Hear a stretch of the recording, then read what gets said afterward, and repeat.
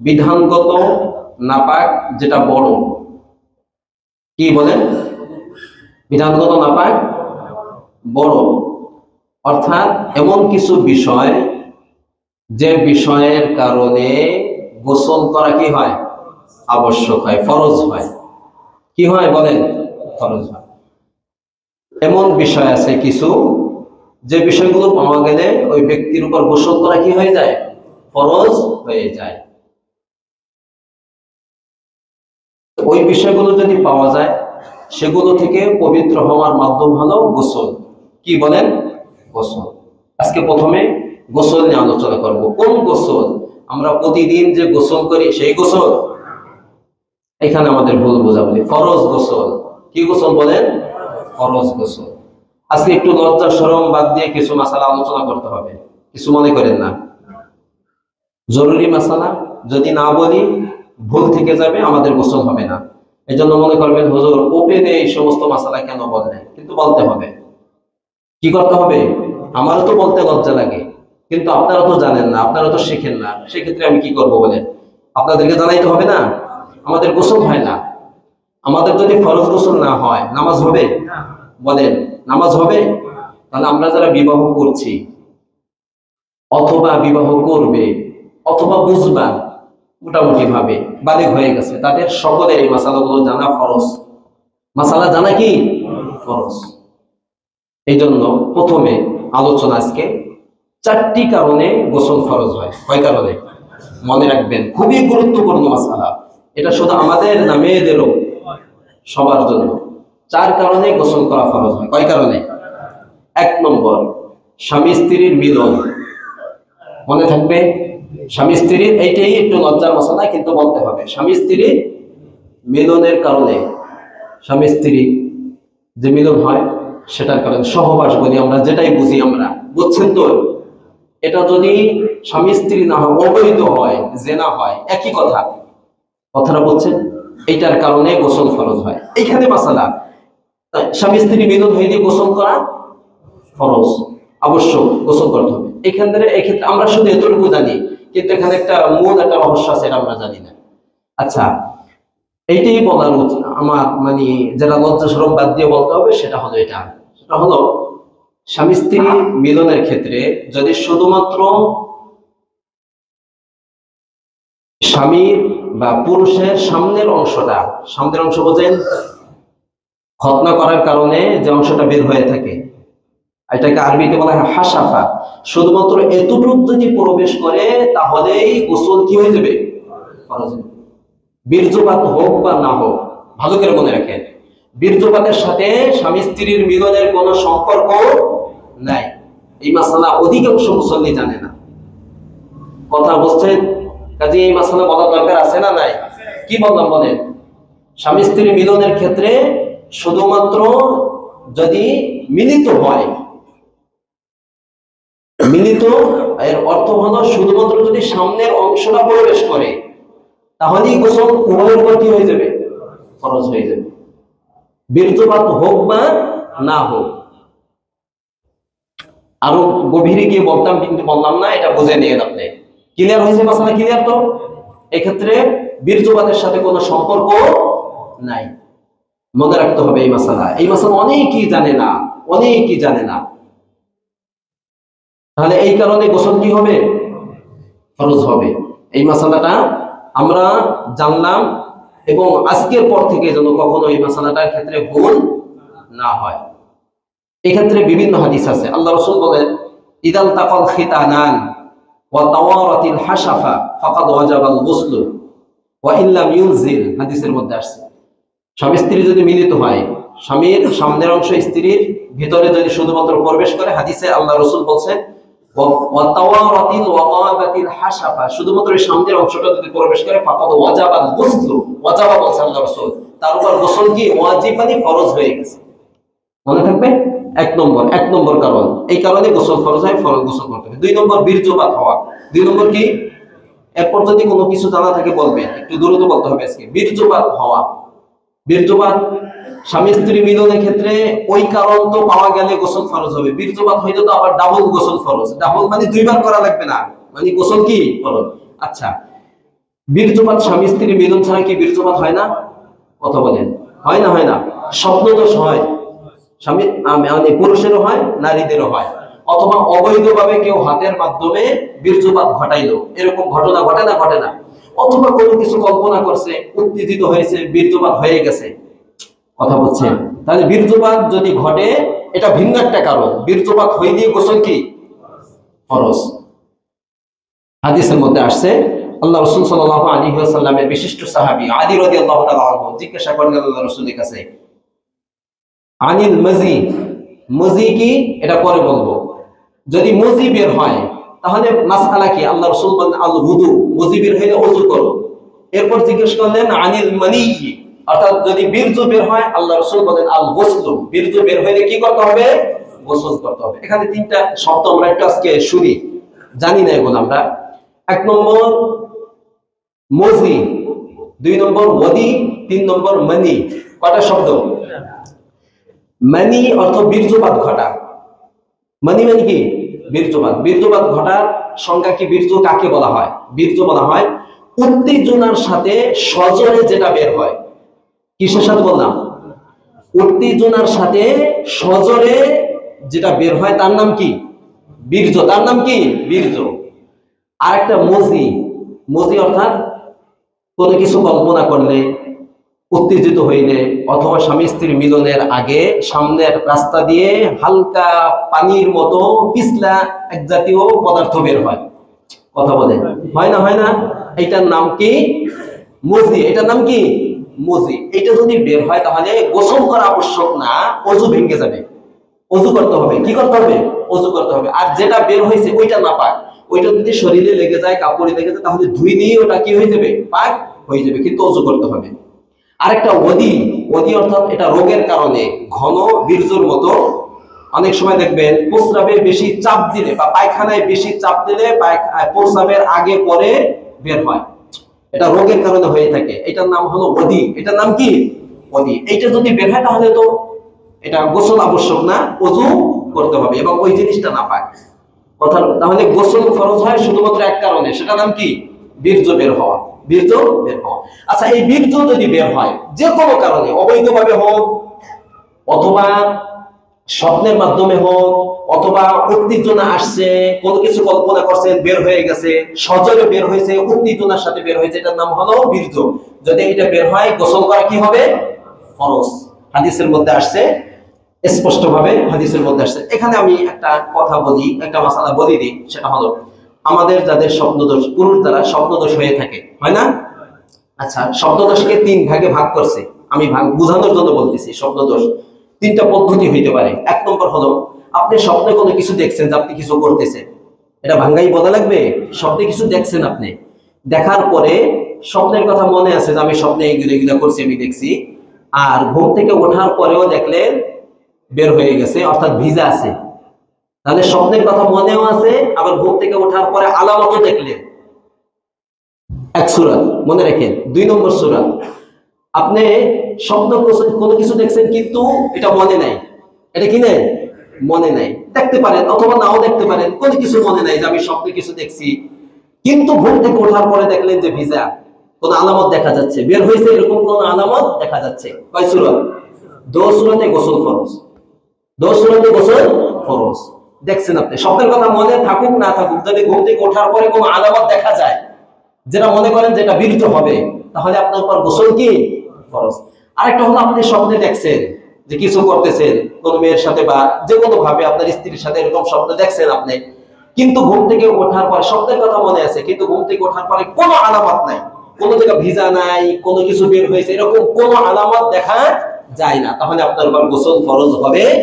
যদিও স্বপ্নের কথা মনে আছে আমি অনেক কিছু করে ফেলছি, কিন্তু ঘুম থেকে ওঠার পরে কোনো আলামত নাই, কোনো চিহ্ন নাই, কোথাও নাই, তাহলে আপনার উপর গোসল করা ফরজ হবে না। তাহলে স্বপ্নের ক্ষেত্রে তিন সূরাতের মধ্যে কয় সূরাতে গোসল ফরজ? মনে থাকবে তো? আচ্ছা, এই গেল দুই নম্বর কারণ, গেল গোসল ফরজের দুই নম্বর। তিন নম্বর কারণ হলো এই দুইটা, তিন চার মেয়েদের সাথে সম্পর্ক। মেয়েদের মাসিক হয়, হয় না? প্রতি মাসে। এই মাসিক যখন বন্ধ হয়ে যায়, তখন তাকে পবিত্র হওয়ার জন্য গোসল করতে হবে। কি করতে হবে? গোসল ছাড়া সে পবিত্র হইতে পারবে না।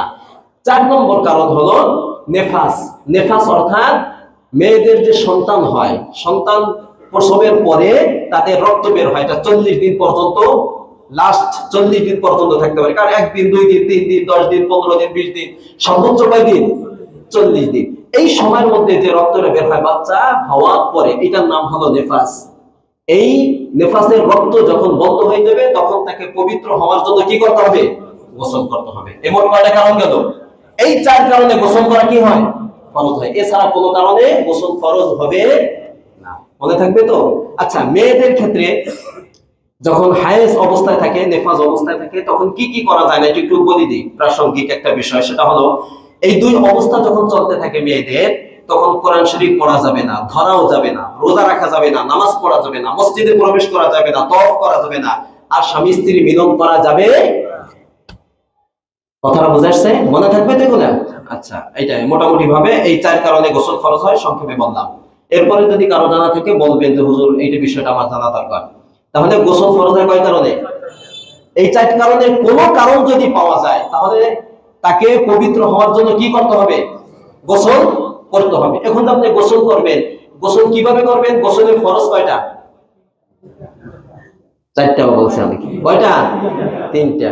আলহামদুলিল্লাহ। কয়টা? এই 3টা যদি মেইনটেইন না করেন, না মানেন, তাহলে আপনার ফরজ গোসল হবে না। আপনার গোসল হয়ে গেছে কিন্তু ফরজ আদায় হয় নাই, নামাজ হবে না, কোনো ইবাদত বন্দেগী হবে না। 1 নম্বর, কুলি করা, ভালোভাবে গড়গড়া করে কুলি করা, যদি রোজা অবস্থায় না থাকেন। রোজা অবস্থায় থাকলে মোটামুটি ভাবে কুলি করবেন। নাকের নরম স্থান পর্যন্ত পানি পৌঁছে দেওয়া, যদি রোজা অবস্থায় না থাকেন। আর পুরা শরীরে যত অঙ্গ প্রত্যঙ্গ আছে সব জায়গা ভালো করে পানি পৌঁছে দেওয়া, কোন জায়গা বাকি থাকতে পারবে না। কয় ফরজ? এখন আমরা এই গোসলটা কিভাবে করব সংক্ষেপে জেনে নেই। আম্মা জান আয়েশা সিদ্দিকা রাদিয়াল্লাহু তাআলা আনহা, আল্লাহ রাসূল 11 জন বিবাহ কেন করছেন, এই শরীয়তের বিতর্কিত যে মাসআলা, এই মাসআলাগুলো আমরা আল্লাহ রাসূল থেকে কিভাবে জেনেছি বলেন তো? এই আম্মা জানদের মাধ্যমে জেনেছি। কথাটা বুঝা আসছে? উনি আল্লাহ রাসূলের গোসলের সিস্টেম পদ্ধতি উনি বর্ণনা করেছেন। আল্লাহ রাসূল কিভাবে ফরজ গোসল করতেন। ফরজ গোসল হাদিসটা বলার সময় নেই, এখন আমি সংক্ষেপে বলি কিভাবে করবেন ফরজ গোসল। ফরজ গোসল আমরা প্রথমে করব, নিয়ত করব। আমরা নিয়ত করাটা সুন্নাত, এটা কোনো ফরজ বিষয় না। ফরজ কয়টা? ওই 3টাই ফরজ, আর বাকি যেগুলো করবে এগুলো সুন্নাত মুস্তাহাব। নিয়ত করব যে আমি পবিত্রতা অর্জনের জন্য কি করতেছি? ফরজ গোসল করতেছি, নিয়ত করলাম আমরা।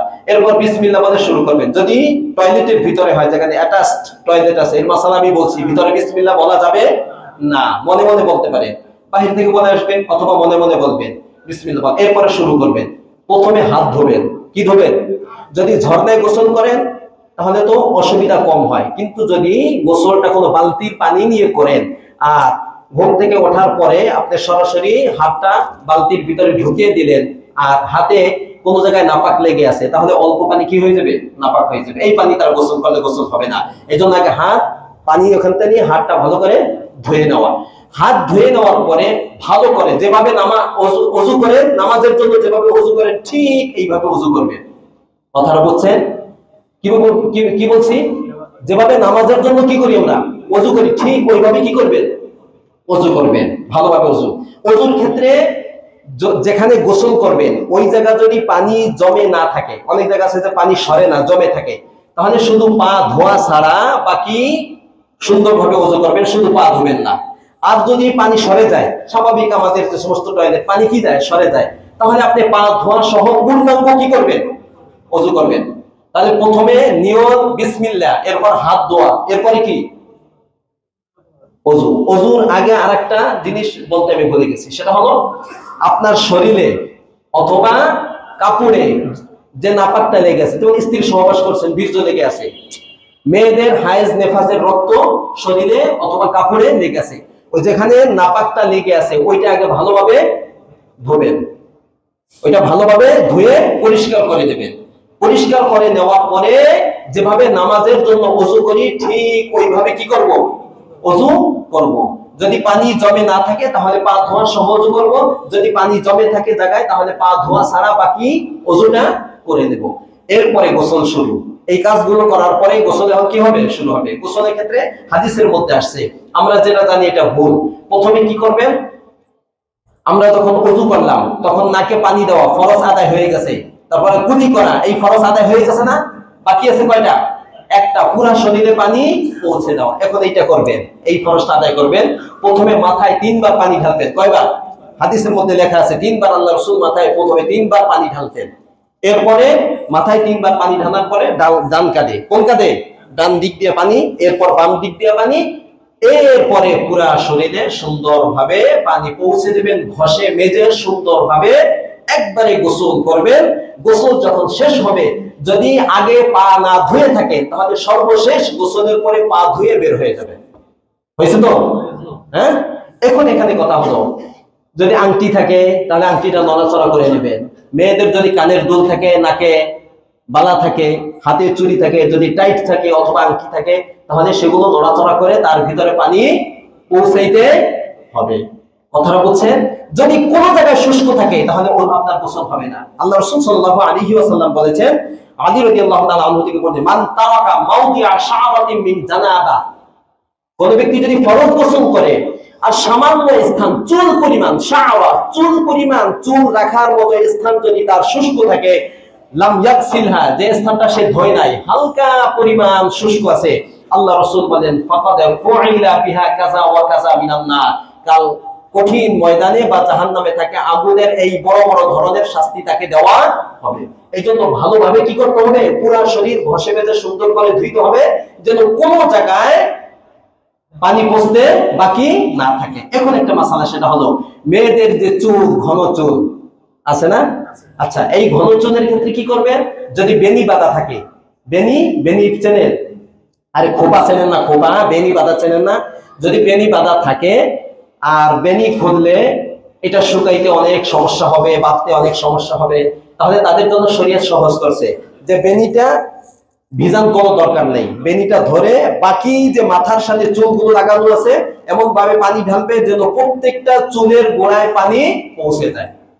বেনি ধোয়ার কোনো প্রয়োজন নেই যদি বেনি বাঁধা অবস্থায় থাকে।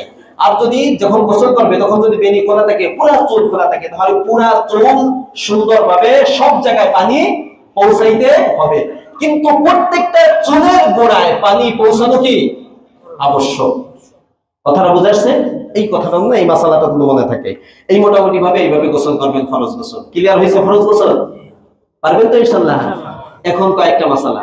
আপনি ফরজ গোসল করছেন, কইরেটে বের হয়ে আসছেন, নামাজেও দাঁড়াইছেন, ধরেন হঠাৎ করে মনে পড়ছে আমি কুলি করি নেই, কি করি নেই, অথবা নাকি পানি দেই নেই, অথবা আমার এই জায়গাটা মনে হয় শুষ্ক রয়েছে, মনে হয় দেখা যাচ্ছে, মনে হয়, বা মনে হয়েছে আমার অমুক জায়গা পানি, যদি নিশ্চিত হন আপনি, অস্বস্ব হইলে হবে না।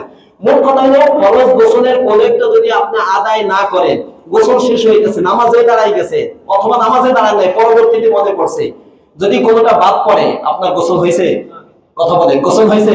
তাহলে আপনি এখন কি করবেন? আবার যে গোসল করবেন না? শরীয়ত সহজ করছে, যে অঙ্গটা বাদ গেছে শুধুমাত্র ওই অঙ্গটা এসে এখন ধোন, বাস আপনার ফরজ গোসল হয়ে গেছে। যেমন কুলি করেন নাই, ধরেন মনে পড়ছে আপনি নামাজে দাঁড়াইছেন, নামাজে দাঁড়ানোর পরে মনে পড়ছে আমি ফরজ গোসল করে আসছি, আমি তো কুলি করি নাই, কি করি নাই, কুলি করি নাই, তাহলে আপনার নামাজ হয় নাই, নামাজ ছেড়ে দেন, নামাজ ছেড়ে দিয়ে কুলিটা করে আসেন, এখান থেকে যেখান থেকে একটা কুলি করে সুন্দর করে কুলি করে আসেন, কুলি করে আসে বাকি আবার শুরু থেকে নামাজটা পড়ে দেন, আপনার কুলি করলে ফরজ গোসল হয়ে গেছে, এরপর থেকে আপনি নামাজ শুরু করেন। ক্লিয়ার হয়েছে মাসালা?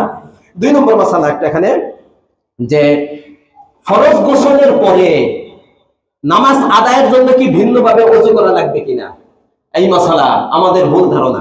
আমি ফরজ গোসল করছি আমি সুন্দরভাবে সুন্নত তরিকা, যেভাবে আল্লাহ রাসূল গোসল করেছেন সেভাবে আমি গোসল করছি, এই গোসলের পরে আমি এখন নামাজ পড়বো, নামাজের জন্য কি আমাকে ভিন্নভাবে ওযু করা লাগবে কিনা? ফতোয়া দেন। লাগবে না। আমরা তো ওযু হয়ে গেছে, ফরজ গোসল আদায়, এটা বড়টা আদায় হয়ে গেছে। কথাটা বুঝাচ্ছে? ওই গোসলের মাধ্যমে ওযু আদায় হয়ে গেছে, ভিন্নভাবে ওযু করতে হবে না। উলঙ্গ হয়ে গোসল করা যাবে কিনা? উলঙ্গ হয়ে গোসল করা যাবে কিনা এই মাসালা।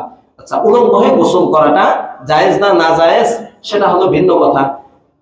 জায়েজ আছে কোন সূরতে? যদি পর্দা দিয়ে আবৃত থাকে, ঢাকা থাকে, কেউ না দেখে সতর, তখন উলঙ্গ হয়ে গোসল করা কি আছে? জায়েজ আছে। তবে সেক্ষেত্রেও কেউ দেখে নাই, কিন্তু কে দেখে? ফেরেশতারা দেখতেছে। এইজন্য সবচেয়ে বেশি লজ্জা কাকে করা উচিত? আল্লাহকে। এইজন্য উচিত হলো না করা, কিন্তু জায়েজ আছে। জায়েজ একটা, আর একটা অনুত্তম। এটা কি? অনুত্তম। উত্তম হলো কোন কাপড় পেঁচিয়ে সুন্দরভাবে তারপরে গোসলটা করা। আর যদি দেখার সম্ভাবনা থাকে, কেউ দেখতে পারে, তাহলে কোনোভাবে উলঙ্গ অবস্থায় গোসল করা যাবে না। মাসআলা। আচ্ছা, ফরজ গোসল অবস্থায় আপনার ধরেন গোসল ফরজ হয়েছে, যে কোনো কারণে স্ত্রী সহবাস করছেন, সপ্তাদশ হয়েছে বা হায়েজ নেফাস চলতেছে মেয়েদের, এই অবস্থায় কোনো কিছু খাওয়া যাবে কিনা বলেন? বাচ্চাদেরকে দুধ পান করানো যাবে কিনা? যাবে না? যাবে না? যাবে। খাওয়াও যাবে। তবে ফরজ গোসলের ক্ষেত্রে উচিত হলো কোনো কিছু খাওয়ার আগে, কাজ করার আগে, গোসলের আগে আর কি, যদি খান তাহলে মুখ ধোয়া, ছোট ওযু, মুখ ধুয়ে কুলি করে মুখটা ধুয়ে এরপরে আপনি কোনো কিছু খান, কোনো সমস্যা নাই। কাজ করেন, কোনো সমস্যা নাই। মেয়েরা বাচ্চাদেরকে দুধ পান করাইলেও কোনো সমস্যা হবে না। আরেকটা মাসালা হলো, ফরজ গোসল অবস্থায় যদি শরীর থেকে ঘাম বের হয়, এই ঘাম যদি কোনো কাপড়ে লাগে তাহলে কাপড়টা নাপাক হবে কিনা? ফতোয়া দেন। ফতোয়া দেন না? হবে না। অনেকে মাসালা, আপনি ধরেন স্ত্রীর সাথে মিলিত হয়েছেন একটা কাপড় পরে, কি করবে? কাপড় পরে। অনেকে মনে করে কাপড় নাপাক। এই কাপড়ে যদি কোনো নাপাক না লাগে তাহলে কি নাপাক হবে? না। এবং ফরজ গোসল অবস্থায় যদি আপনার শরীর থেকে ঘাম বের হয়, ওই ঘাম যদি কোনো কাপড়ে লাগে, কোনো বিছানায় লাগে, কোনো কিছুতে লাগে, তাহলে সেটাও নাপাক হবে না। মনে থাকবে তো? আচ্ছা,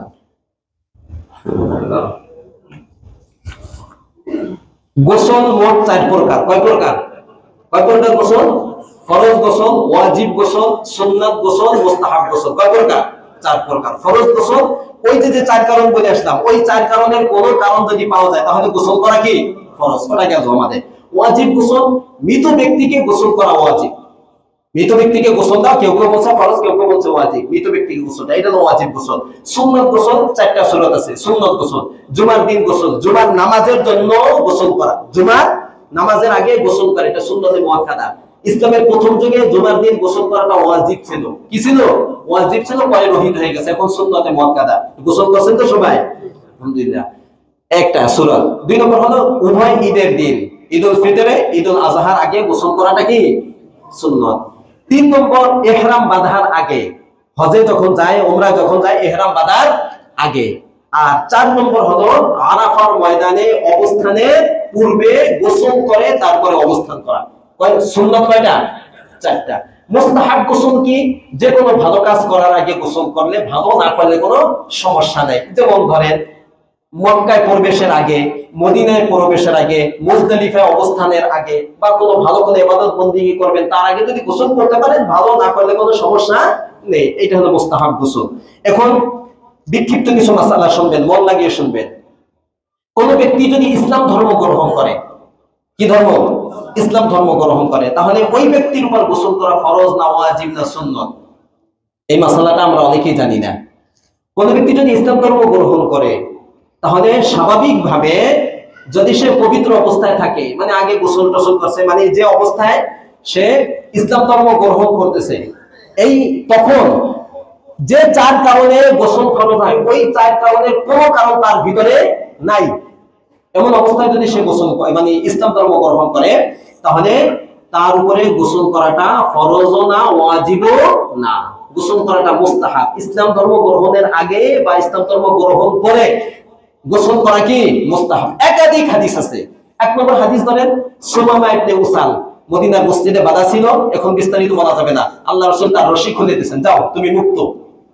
তিনি বের হয়ে 3 দিন বাধা, 3য় দিন বের হয়ে মদিনার পাশে একটা কূপ ছিল, সেই কূপে গিয়ে সে গোসল করছে। গোসল করে এসে আল্লাহ রাসূলের হাতে হাত দিয়ে কালিমাতুশ শাহাদা পড়ে সে ইসলাম ধর্ম গ্রহণ করছে। কথার বুঝেছেন? তাহলে সেই গোসল করে ইসলাম ধর্ম গ্রহণ করছে। আরেকজন সাহাবী ছিল আল্লাহ রাসূলের কায়েস ইবনে আসিম রাদিয়াল্লাহু তাআলা আনহু। তিনি ইসলাম ধর্ম যখন গ্রহণ করতে আসছেন আল্লাহ রাসূলের কাছে, আল্লাহ রাসূল বলেন গোসল করে আসো। গোসল করে আসছে, তারপরে আল্লাহ রাসূলের হাতে হাত দিয়ে ইসলাম ধর্ম গ্রহণ করেছে।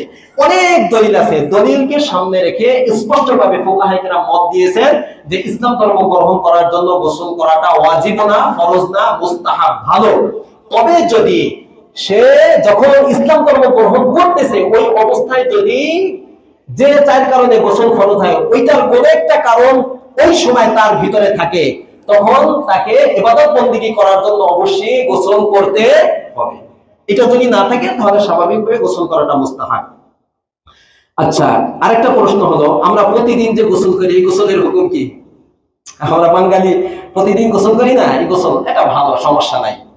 এটা কি নাই সমস্যা, এটা আমরা স্বাচ্ছন্দ্য বোধ করা, মানে করার জন্য, মনে করা একটু প্রশান্তির জন্য, স্বস্তির জন্য আমরা এটা গোসল করি, পরিষ্কার পরিচ্ছন্ন থাকার জন্য আমরা এটা গোসল করি, এতে কোনো কি অসুবিধা নাই। আচ্ছা, মৃত ব্যক্তিকে যারা গোসল দেয়, মৃত ব্যক্তিকে যারা গোসল দেয়, অনেকে মনে করে যারা গোসল দিছে তাদের উপর গোসল করাটা ফরজ, এবং তারা মনে করে যে গোসল না করে ঘরে প্রবেশ করা যাবে না।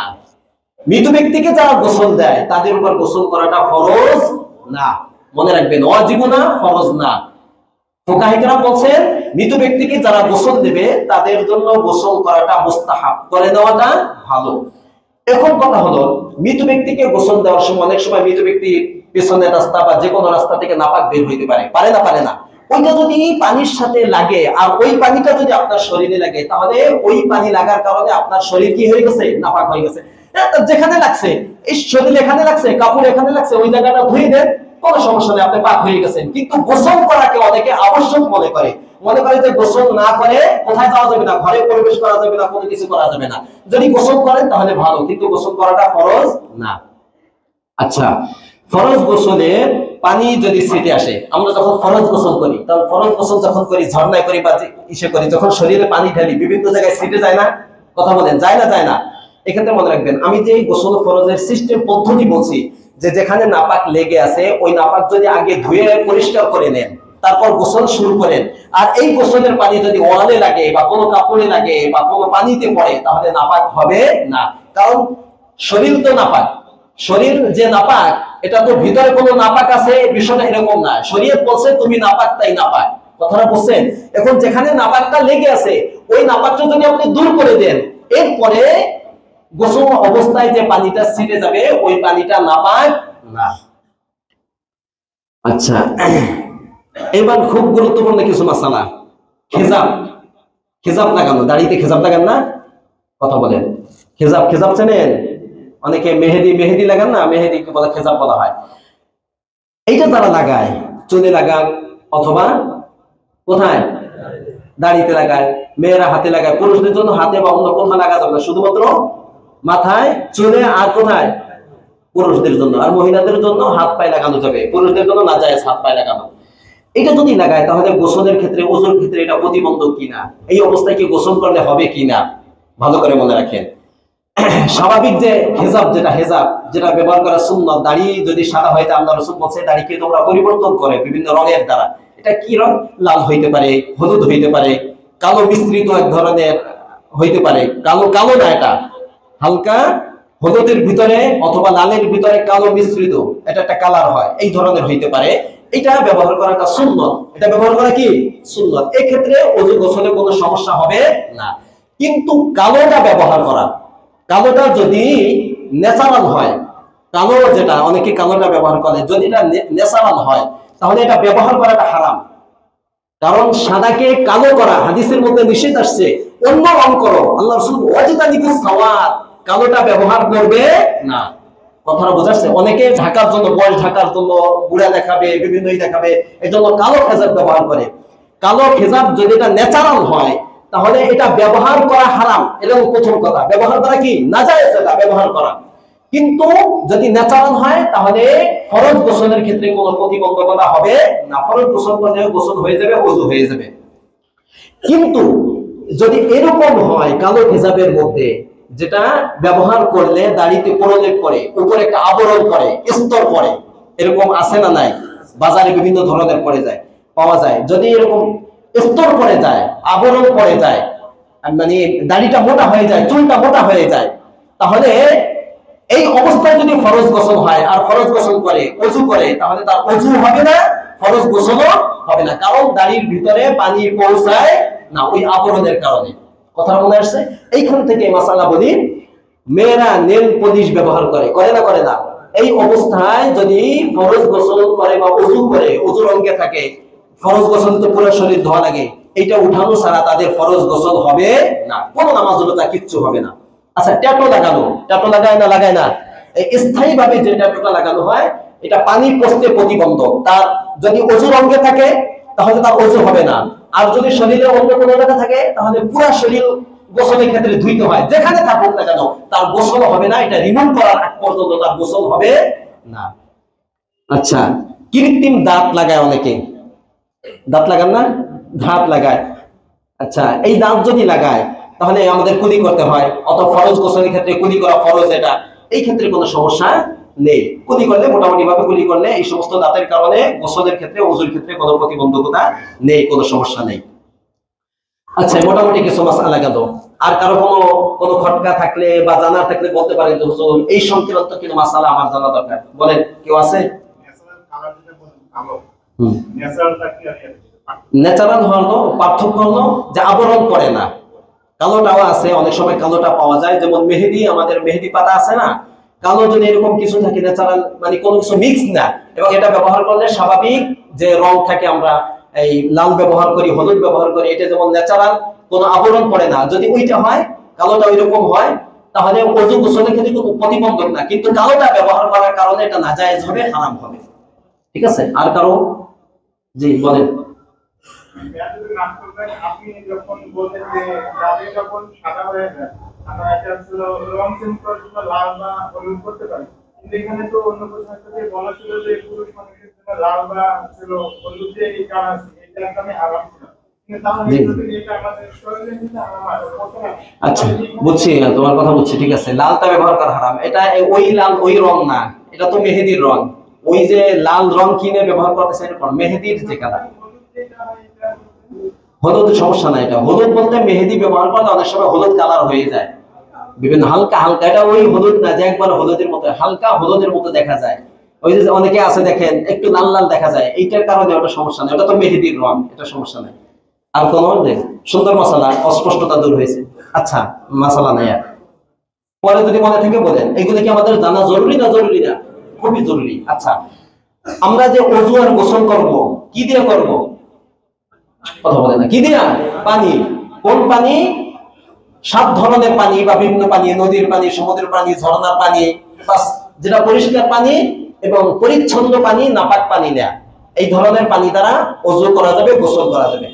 এখন যে মাসালাটা বলবো সেটা হলো যে পানি নাই, ধরেন পানি পাওয়া যাচ্ছে না, আমার ওযু করতে হবে, আমার ফরজ গোসল করতে হবে, কিন্তু কোথায় পানি নাই, তখন কি করবেন? পবিত্রতা অর্জনের জন্য তায়াম্মুম। কি করতে হবে? তায়াম্মুম। এটা হইতে পারে, স্বাভাবিক হইতে পারে, অনেকে সফরে যায়, পানি পাওয়া যায় না, অনেক দূরে যায়, মরুভূমিতে যায়, মক্কা থেকে মদিনা যায়, কত ব্যবস্থা আছে। যদি এরকম কখনো ঘটে, পানি পাওয়া যাচ্ছে না, তখন পানির বিকল্প হিসাবে পবিত্রতা অর্জনের জন্য যেটা, তার নাম কি? তায়াম্মুম। তায়াম্মুম কাকে বলে? যদি পানি পাওয়া না যায় তাহলে পবিত্রতা অর্জনের জন্য মাটি ব্যবহার করার নাম কি? তায়াম্মুম। তায়াম্মুম 2 কারণে তায়াম্মুম করা যাবে। কয় কারণ? জোরে বলেন।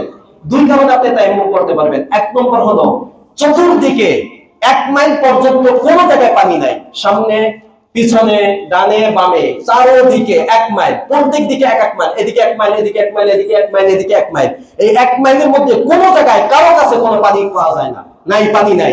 1 মাইলের পরে আছে কিন্তু 1 মাইলের মধ্যে নাই। তাহলে আপনি কি করতে পারবেন? ওযুর পরিবর্তে, মানে পানির পরিবর্তে পবিত্রতা অর্জনের জন্য, অথবা ফরজ গোসল হয়েছে সেক্ষেত্রেও আপনি তায়াম্মুম করে নামাজ সব ইবাদত বন্দেগী করতে পারবেন। এক কারণ। 2 কারণ হলো, 2 নম্বর কারণে 1 মাইলের মধ্যে পানি আছে, আপনার কাছে পানি আছে, পানি কোনো সমস্যা নেই, পানি আপনার কাছে মজুদ আছে, বিদ্যমান আছে, কিন্তু আপনি ব্যবহার করতে সক্ষম না। আছে না? এটা সুরত আছে না? কথা বলেন। কি সুরত? আপনি অসুস্থ, ব্যবহার করলে আপনার অসুস্থতা বেড়ে যাবে, অসুস্থতা বেড়ে যাবে, অঙ্গহানি হয়ে যাওয়ার সম্ভাবনা আছে, অথবা কূপে পানি আছে আপনি উঠাইতে পারতেছেন না, এরকম সুরত আছে না? নাই। তাহলে এই অবস্থায়ও আপনি ওযুর পরিবর্তে তায়াম্মুম করে পবিত্রতা অর্জন করে আপনি নামাজ, রোজা, ইবাদত বন্দেগী করতে পারবেন। তাহলে কয় কারণ? কয় কারণ? 2 কারণ। এটা ভুল বুঝবেন না, এখানে বিস্তারিত মাসালা বলার মতো সময় এখানে নেই। আচ্ছা, তায়াম্মুম যদি আমরা করি, 2 কারণ, কোন এক কারণ যদি পাওয়া যায়, আমাকে যদি তায়াম্মুম করতে হয়, তাহলে প্রথমে তায়াম্মুমের 3 ফরজ আদায় করতে হবে। কয় ফরজ? তায়াম্মুমের ফরজ কয়টা? 3টা।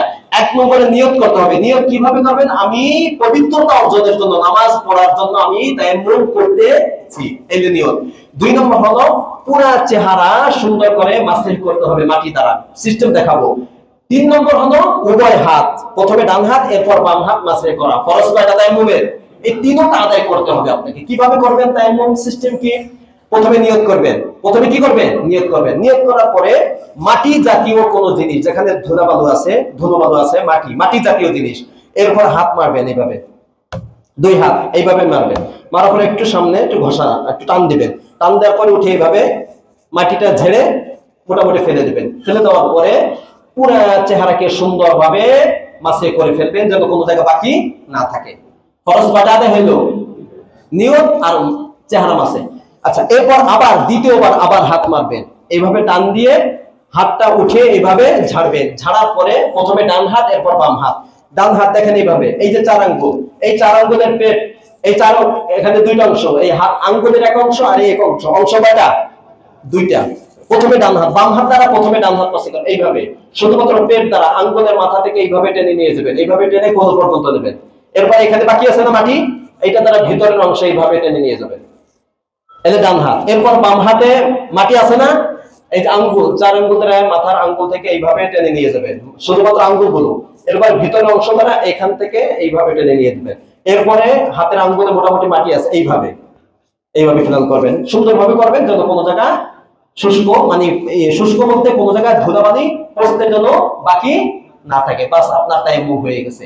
এই তায়াম্মুম অর্থাৎ যদি ওযুর জন্য করেন, আপনার উপর ওযু ফরজ হয়েছে, পানি নাই, পানি ব্যবহার করতে পারেন না, তাহলে ওযু পানির পরিবর্তে ওযুর জন্য আপনি তায়াম্মুম করতে পারবেন। যদি গোসল ফরজ হয়, গোসল ফরজ হয়েছে, পানি পাওয়া যাচ্ছে না, পানি ব্যবহার করতে আপনি পারতেছেন না, পানি ব্যবহার করতে সমস্যা, তাহলে এই ফরজ গোসল থেকে পবিত্র হওয়ার জন্য তায়াম্মুম করতে হবে এবং তায়াম্মুম করা লাগবে, এবং তায়াম্মুম করলে আপনি পবিত্র হয়ে যাবেন। তাহলে ফরজ গোসলের জন্য তায়াম্মুম কি ভিন্ন না একই? ওযুর পরিবর্তে যে তায়াম্মুম, গোসলের পরিবর্তে একই তায়াম্মুম, এই তিনটেই। পুরো শরীরে মাটি মাখানো লাগবে না। বুঝাচ্ছে ভাইয়া? আচ্ছা, এখানে আর কয়েকটা মাসালা বলবো আমি। কোন কোন জিনিসের উপরে আপনি তায়াম্মুম করতে পারবেন? মাটি জাতীয়, বালু, মাটি, পাথর জাতীয় যা আছে, মাটি জাতীয়, মাটি থেকে তৈরি সমস্ত জিনিসের উপরে আপনি কি করতে পারবেন? তায়াম্মুম করতে পারবেন, কোনো সমস্যা নাই। কিছু জিনিস আছে আপনি তায়াম্মুম করতে পারবেন না, যেমন কাগজ, কাঠ, এগুলো মাটি জাতীয়। যেগুলো মাটি জাতীয় না, ওইগুলোর উপর আপনি পারবেন না। তারপরে সিরামিক্সের টাইলস আছে, যেগুলোর উপরে আবরণ থাকে বা স্টিকার লাগানো থাকে। স্টিকার বলতে পাতলা স্টিকার না, যেমন এই প্রিন্টেড স্টিকার লাগানো থাকে, ঠিক আছে? সিরামিক্সের টাইলস, এগুলোর উপরে আপনি কি করতে পারবেন না, ওটা মাটি না, ওটা মাটি জাতীয় না, ওইগুলোর উপর আপনি তায়াম্মুম করতে পারবেন না। হ্যাঁ, তারপর শস্য জাতীয়, ধান বা বিভিন্ন জিনিস, লোহা, লোহা জাতীয় জিনিস, কাঠ জাতীয় জিনিস, কাগজ, এইগুলোর উপরে তায়াম্মুম করা যায় না। হ্যাঁ, এইগুলোর উপরে যদি বালু থাকে, ধুলো বালু থাকে, তাহলে ওই ধুলা বালু নিয়ে ওইটার উপরে আপনি তায়াম্মুম করতে পারবেন, কোনো সমস্যা নেই। প্লাস্টিক পেন যেটা ব্যবহার করেন আপনারা দেওয়ালে, এটা কি প্লাস্টিক পেন? জানেন, রং চেনেন না? আচ্ছা, এটা কি কোনো মাটির তৈরি?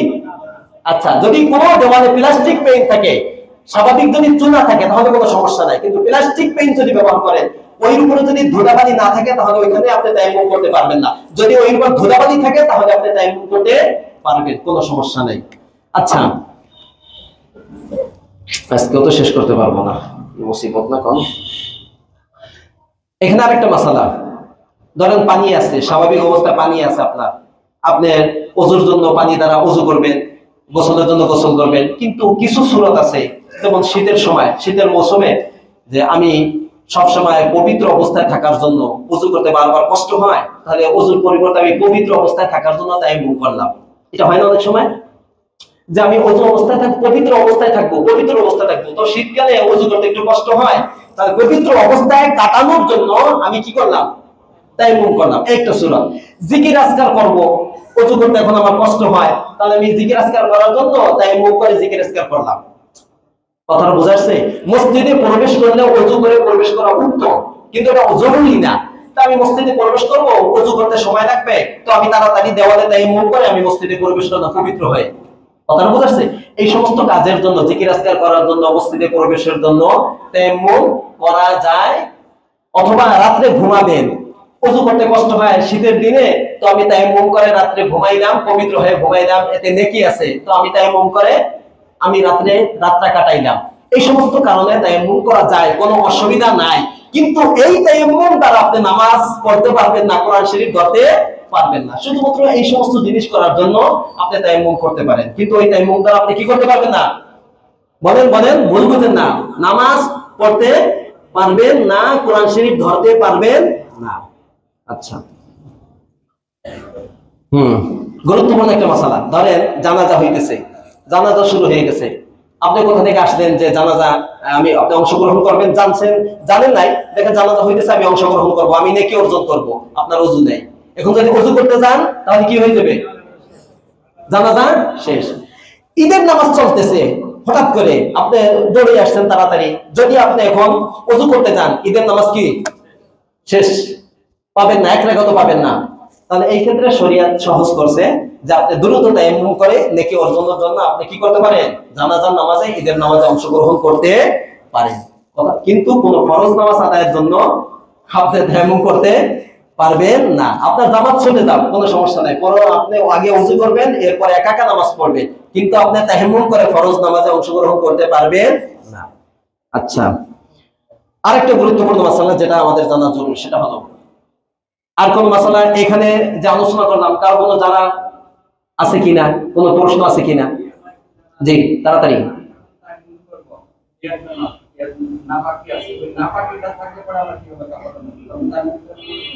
যদি আপনার ওটা ধোয়ার পানি না থাকে তাহলে ওই অবস্থায় কোনো সমস্যা নাই। আপনার যদি শরীরে থাকে, মানে কাপড়ে থাকে, তাহলে কাপড় থাকলে কাপড় চেঞ্জ করবেন। আর যদি শরীরে থাকে, পানি নেই, আপনি ধোবেন কিভাবে? ওই অবস্থাতে এমন করে অবস্থা নামাজ পড়তে হবে।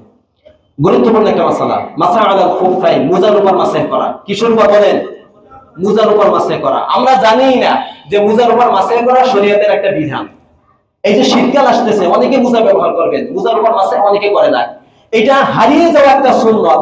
আল্লাহ রাসূলের এই সুন্নতকে জিন্দা করার জন্য কমপক্ষে শীতকালে প্রত্যেকটি মুসলিমের উপর এই আমলটা করা জীবনে একবার হইলেও, আমি মনে করি এটা খুব উচিত কাজ।